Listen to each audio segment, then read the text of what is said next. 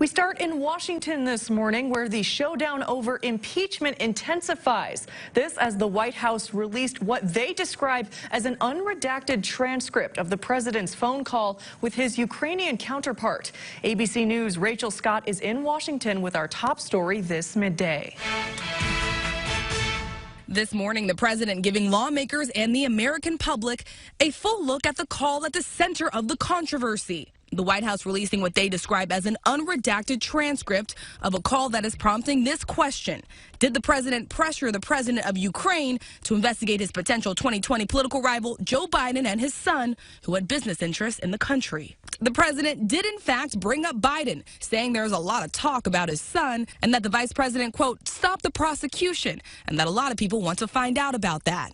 The president adds, so whatever you can do with the attorney general would be great. There was no pressure. The way you had that built up, that call, it was going to be the call from hell. It turned out to be a nothing call. Just days ago, President Trump said he withheld military aid from Ukraine, a move he insists was not an attempt to pressure the Ukrainian president.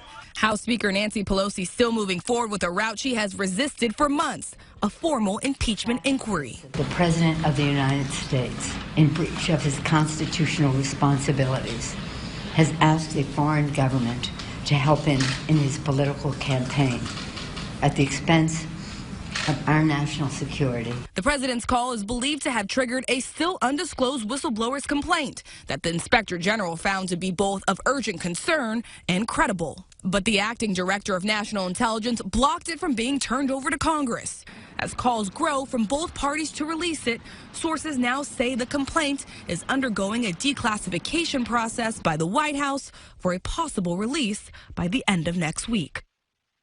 And in a rare moment of unity here in Washington, the Senate has unanimously passed a non-binding resolution calling for that whistleblower complaint to be turned over to Congress. All of this comes as the whistleblower has offered through attorneys to testify before Congress. Rachel Scott, ABC News, Capitol Hill.